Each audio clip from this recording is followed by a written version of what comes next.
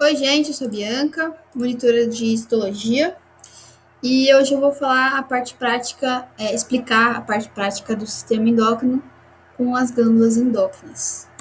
Então, a primeira glândula é uma glândula muito importante para o nosso corpo, faz parte daquele eixo hipotálamo hipofisário, com outras várias estruturas do nosso corpo, várias glândulas. E essa glândula hipófise, ela tem duas partes, a adenohipófise e a neurohipófise. Começando pela neurohipófise, ela vai secretar hormônios que, na verdade, eles são produzidos em núcleos aqui do hipotálamo. Então, beleza, a neurohipófise, ela vai secretar a ocitocina e a ADH. Ocitocina é um hormônio que atua nas glândulas mamárias, na ejeção do leite, e também na contração uterina, na hora do parto. E a ADH é o hormônio antidiurético, ou seja, antidiurético, então vai reduzir a diurese do animal e vai promover uma maior absorção e atua no néfron, que é a unidade funcional dos rins. E aqui a adenohipófise, ela vai liberar vários hormônios, que são esses aqui. O GH, que é o hormônio do crescimento, ele vai atuar nos ossos, nos músculos, tecido adiposo. Então, os atletas bombadões, às vezes, tomam bastante GH para, enfim, fazer o músculo crescer. Porém, tem algumas desvantagens desse GH, que eu estou vendo agora em fisiologia, são muitas. Enfim, o ACTH, que atua na córtex da glândula adrenal ou suprarrenal. TSH, que é um hormônio estimulante da tireoide.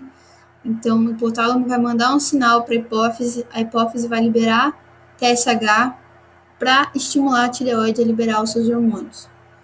FSH e LH, vocês vão ver melhor na parte do sistema reprodutor, mas atua nas gônadas, ou seja, testículo e ovário. FSH é folículo estimulante e LH é o hormônio luteinizante. Eu acho que é isso aí. Folículo estimulante e luteinizante. E o hormônio prolactina, ele vai atuar nas glândulas mamárias na síntese do leite. Então, essa foto aqui é uma lâmina da própria hipófise mesmo. E o que acontece? A adenohipófise, que é responsável pela secreção da maior parte dos hormônios que eu falei, ela vai ter três partes. A parte distal, a parte intermédia e a parte tuberalis. Essas duas são as que a gente vai dar mais foco, porque são as de importância para o nosso estudo. E a neurohipófise tem duas partes, o infundíbulo e a parte nervosa, que é o que interessa para a gente hoje. Então, isso aqui que eu vou falar tudo é a adenohipófise. Essa parte aqui, tuberalis, distalis e intermédia. Aqui também se considera a parte intermédia. Essa aqui é a parte nervosa da neurohipófise e essa parte também é da neurohipófise. Mas se eu pegar essa parte aqui e der um zoom, tendo em vista que isso aqui é a parte intermédia, eu vou ter mais ou menos isso. Então, eu vou ter a parte distal da adenohipófise aqui. Aqui nesse meiozinho, eu tenho a fenda hipofisária, que é uma região importante do diagnóstico desse órgão, dessa glândula. Aqui eu vou ter a parte intermédia da adenohipófise coladinha com a parte nervosa da neurohipófise. Então, falando melhor sobre a parte distal da adenohipófise. Essa parte distal, ela é composta por duas populações celulares, que são as células cromófilas e células cromófobas. Começando pelas mais fáceis, células cromófobas. Pelo nome já dá para saber que, assim, essas células não se coram. O citoplasma delas não se cora, ou seja, elas têm fobia de corante. Então, são células que não se coram, que dificilmente a gente vai conseguir apontar certinho para qual célula é. Mas então são células que, por exemplo, essa aqui, você vê o núcleo, mas você vê o citoplasma? Não vê. Pode ser também um erro de coloração, mas também pode ser uma cromófila. E as células cromófilas, que são duas, as acidófilas e as basófilas. Lembrando que células acidófilas são as células que se coram em corante ácido, tipo a eosina, e as basófilas são tidas assim porque as células se coram em corante básico. Então, a maioria das lâminas que a gente vê está corado em corante HE, que é hematoxilina eosina. Hematoxilina é um corante básico que cora células, essas células são chamadas células basófilas, e a eosina é um corante ácido, que quando as suas células são coradas, elas são chamadas células acidófilas. Então, as acidófilas são essas aqui, com a linda estrelinha vermelha, que são mais rosadas. Tem esse citoplasma acidófilo, que são rosadas. As células basófilas têm citoplasma mais para o roxo. Então, elas são menos rosa, mais para o roxo. São essas aqui, essa aqui, que você não vê direitinho o citoplasma, mas pode falar que é basófila por causa desse núcleo bonito. Basófila, beleza? E também, entre essas células cromófilas e cromófobas, tem capilares sinusoides. Então, uma glândula bastante vascularizada. Aqui, de novo, a parte distal da adenopófise. Essas regiões branquinhas são os capilares sanguíneos. Você consegue ver células basófilas mais roxinhas aqui, ó, e células acidófilas, essas mais rosadas. É difícil diferenciar assim, apontando direto, mas dá para pegar o jeito e começar a olhar direitinho por causa dessa diferença de tonalidade. E aí, esse corte aqui, você tem as 3 regiões importantes da glândula hipófise do estudo de hoje, que é essa parte distal, que a gente já sabe que é a parte distal, que a gente consegue ver bando de células acidófilas, então muitas células rosadas, com células basófilas, dá para ver bem bonito aqui essas células basófilas roxinhas, capilares sanguíneos entre essas células, então a gente sabe que é a parte distal da hipófise. Quando a gente vê isso aqui, o padrão de células muda bastante, porque a gente não vê essas células acidófilas, a gente vê células basófilas, que nesse caso aqui é a parte intermédia da adenopófise, a gente fala que são células pouco basófilas, e essas células formam folículos. Então, são células em cordões que formam folículos. E essas células são células basófilas. Então, a gente fala que são células secretoras ou somente células da parte intermédia, pouco basófilas em cordões que formam os folículos. E entre esses cordões, a gente vê capilares sanguíneos. Sem segredo. Então, partindo agora para a neurohipófise, a parte nervosa é composta por fibras nervosas, que são esses emaranhados aqui, rosinhas, como se fosse um rabiscado. As fibras nervosas são milhões de vezes ramificadas, então são várias. Nessa parte a gente não vê pericárdios, então a gente não tem corpos celulares, somente as fibras, ou seja, os axônios mesmo, esses neurônios, e pituístos, que são esses núcleos. Esses núcleos aqui é de pituísto, que são células da glia, ou seja, células do tecido nervoso que estão nessa glândula. Por que pituísto? Eu deduzi que é o seguinte, essa glândula é também chamada de glândula pituitária. Então, nada mais justo do que chamar pituístos as glândulas, as células da glia, ou seja, células do tecido nervoso, que estão nessa glândula pituitária. Então, pituístos, e entre eles também a gente tem capilares sanguíneos. Então, a adenopófise bastante vascularizada, cada partezinha com células assim, características. Então, as fibras nervosas que preenchem toda a parte nervosa, tecido nervoso, é isso mesmo. Vasos sanguíneos, então capilares, e todos esses núcleos que vocês veem são núcleos de pituístos. Esses pituístos, se eu não me engano, eles ajudam a armazenar e ter uma melhor secreção dos hormônios dessa região neurohipófise que eu falei, que é a ocitocina e ADH. Então, mudando para outra glândula, a glândula adrenal, ou também chamada de glândula suprarrenal, que já é bastante diferente da glândula hipófise. Por quê? A primeira coisa que a gente nota é a cápsula do tecido conjuntivo e também que é uma glândula que ela tem duas regiões, a região cortical ou córtex e a região medular.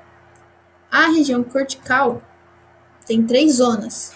A zona mais externa é a zona glomerulosa, a zona intermediária é a zona fasciculada e a zona mais interna é a zona reticulada. Então, é um pouco difícil diferenciar cada uma, mas no diagnóstico, falar que é uma glândula com córtex e medula, córtex dividido em 3 zonas, citar as 3 zonas, citar a presença dessa cápsula e tecido conjuntivo, já está muito show. E aí vamos falar então mais detalhadamente os pormenores em foco PMF. Então, a gente vê aqui a cápsula do tecido conjuntivo, essa zona glomerulosa, que eu falo que são células mais gordinhas, que eu já li que são células que se dispõem em arcos, mas para mim células gordinhas é o que me ajuda a identificar. Aqui, zona fasciculada, a gente consegue ver que tem uma organização maior, mas na verdade é uma continuação dessa zona glomerulosa. Então você vai ver cordões longos e paralelos. E aqui a zona reticulada, que é a zona mais interna, mais próxima dessa medula, da adrenal, a gente vê células que eles falam que são células em rede. Então, parece muito com a zona glomerulosa, só que eu falo que a zona glomerulosa, as células estão agrupadas, formam essas bolotinhas, e só. A zona reticulada, a gente vai ver melhor aqui, eu sinto que tem uma segmentação maior, sabe? Que estão perto da zona da região medular. Então, nessa foto a gente vê a zona reticulada, com esses espaços entre os cordões e células. E partindo para a camada medular, a gente tem células ganglionares e vasos sanguíneos. Eu não vou citar a parte teórica dessa glândula, como eu fiz na hipófise, mas então camada medular com vasos sanguíneos e células ganglionares. Tireoide, então, a terceira glândula da explicação de hoje, que é a minha glândula favorita, porque ela simplesmente não tem erro, você bater o olho e você sabe que é a glândula tireoide, porque é a única glândula que você vai ver essa característica aqui, essa estrutura, que é o coloide. Então, na tireoide, você tem os folículos tireoidianos. Então, cada um disso aqui, isso é um folículo tireoidiano. Pode ter o coloide ou não, como no caso desse aqui, ó. O que é o coloide? É a secreção que é armazenada dentro desse folículo. E quais as células que fazem esse folículo, que criam essa estrutura? São as células foliculares, que são secretoras de T3 e T4, os hormônios tireoidianos. Então, na tireoide, a gente vê folículos tireoidianos, podendo ter coloide no seu interior, com células foliculares, células parafoliculares, que eu vou explicar, e capilares sanguíneos entre esses cordões, células foliculares. Então, aqui, falei que o folículo pode ou não ter o coloide dentro. Então, aqui a gente vê um folículo tireoidiano sem esse coloide, sem essa secreção. Células foliculares. E as células parafoliculares que eu falei... Desculpa, eu não vou te dar biscoito. Perdão. Essas células parafoliculares que eu falei, células C, tem o núcleo menos corado, só que são núcleos maiores.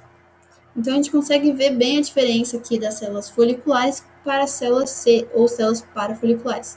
Por que células C? São células secretoras de calcitonina. Esse Czinho aqui não é célula C, tá? É C de coloide dentro dos folículos tireoidianos.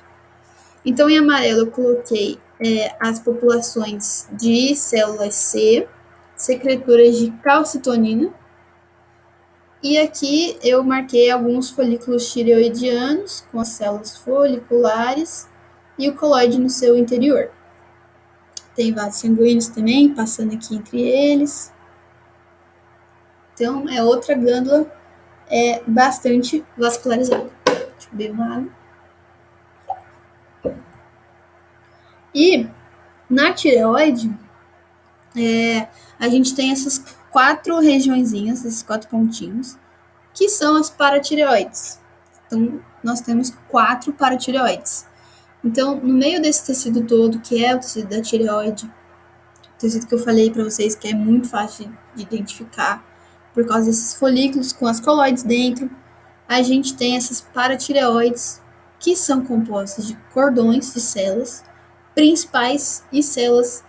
Ignorem esse oxíntica, eu prefiro não. Eu acho melhor falar oxífilas, que é o nome que a professora colocou. Oxífilas é melhor, então, de colocar na prova e no diagnóstico. Mas então, células principais são as células que secretam o hormônio da paratireoide, que é o paratormônio, PTH. Então, a gente também vê septos de tecido conjuntivo. A gente vê vasos capilares sanguíneos. Então, vascularização muito boa também nessa glândula, porque precisa, né, tipo, o sistema endócrino, então o hormônio tem que pegar a corrente sanguínea. E essas células principais em cordões, que eu falei para vocês, que toda a população de células são células principais, e algumas são as células oxífilas, nome difícil, que são células, eu acho, um pouco menos basófilas e tal. Eu acho que a função nem foi tão bem escrita, mas enfim, a gente sabe que tem. E passando então para a última glândula do sistema endócrino, que a gente dá foco na matéria, é o pâncreas. Eu falei do pâncreas no sistema digestório, a parte do pâncreas exócrino, que é composta por aqueles ácidos com células ácido-pancreáticas, mas hoje eu vou dar ênfase nas ilhotas de Langerhans, ou ilhotas pancreáticas, que ficam aqui nesse lóbulo pancreático. Então, lembrando, o pâncreas ele tem lóbulos. A grande maioria dele é composta por esses ácidos que fazem a função exócrina do pâncreas, lembrando que é uma glândula mista. E essa parte aqui, essa aglomeração, que eu coloquei melhor aqui, é a ilhota de Langerhans, que é composta por aquelas células, tem mais células, eu acho que tem células delta, células PP, alguma coisa assim, mas as células principais que eu vou falar aqui são as células alfa e beta, que são as células produtoras de glucagon e insulina. Então é isso que a gente vê bastante células, muitas células, que são as células ácidas, denominadas ácidos, que são a parte exócrina, e a parte endócrina, que é a ilhota de Langerhans ou ilhota pancreática, com células alfa e beta. Então, mais uma vez, ilhota pancreática, no meio desses ácidos pancreáticos, estudem o lóbulo pancreáticas do pâncreas, que é uma glândula mista, e esse pâncreas endócrino, então, é a ilhota de Langerhans, composta pelas células alfa e beta. Então, células em cordões, células alfa e beta, em cordões, com capilares sanguíneos também entre eles. Então, todas as glândulas que eu falei hoje, todas têm capilares sanguíneos entre os cordões celulares ou entre os folículos, porque são glândulas que precisam dessa vascularização boa para fazer o transporte e tudo mais. Então é isso, gente. Terminei por aqui. Muito obrigada pela atenção. E se ficou alguma dúvida, podem me procurar, beleza?